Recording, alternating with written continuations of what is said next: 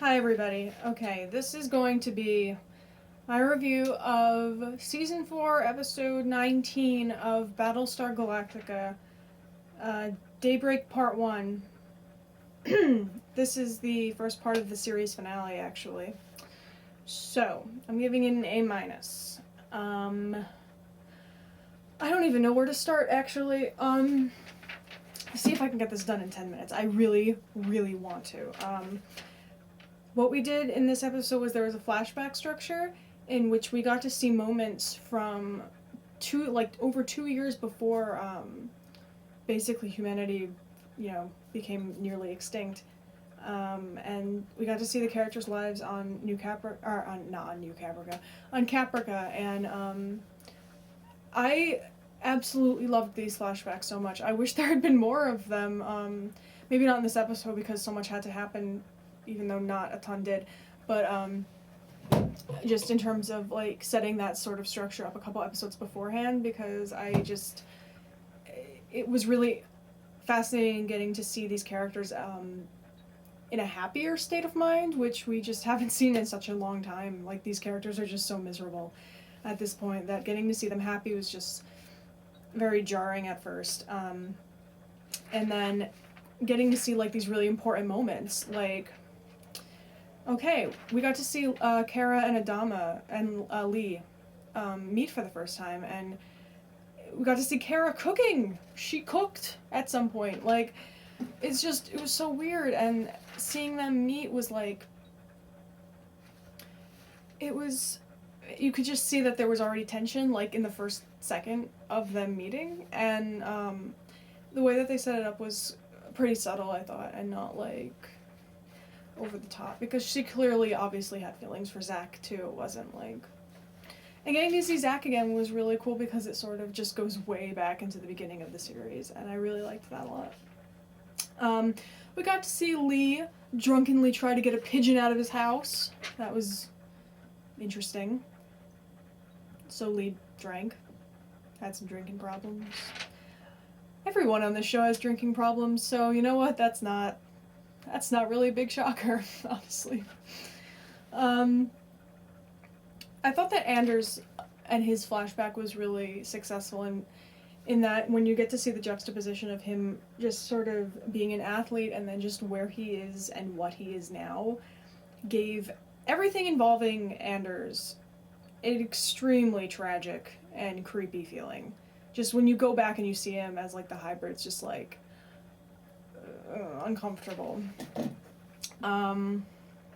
Rosalind probably had the most extreme sort of revelations with, in that we learned that we got to see her really happy at her sister's baby shower, and then we learned that her father and her sisters all died in a car accident 2 years before, everything else happened. So, she pretty much had already lost the most important people in her life at the point of the destruction.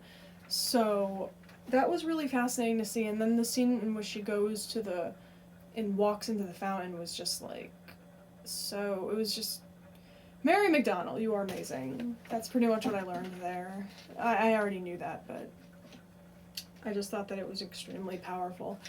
Baltar kind of got the bulk of the flashbacks, which makes me happy because I think they're making up for lost time with him. First of all, we learn that Baltar's accent is fake, which is probably the funniest thing I have heard ever on this show. That it's all just an act. Like, that accent is just him trying to get away from, like, what he really is. We saw him in Caprica 6 meeting for the first time, and we saw basically how she kind of gets to be a big part of his life, and that's in the first time that they meet, she gets to witness a huge fight between Baltar and his father. And, it's an incredibly sort of vulnerable state for him to be in and for her to see right away. So I think it sort of kind of already put her in a deeper level with him, but, you know, he obviously didn't want her to see that because he just, like, kept saying, I told you to wait in the car. I don't know, like, what we had known about his parents beforehand. Getting to see stuff with, like, Gaius and his sort of parental figures was really not something that I expected to see ever, just because I had never thought about it really. So I wonder why they chose to focus on that and to make that something part of his character at such a late point in the game.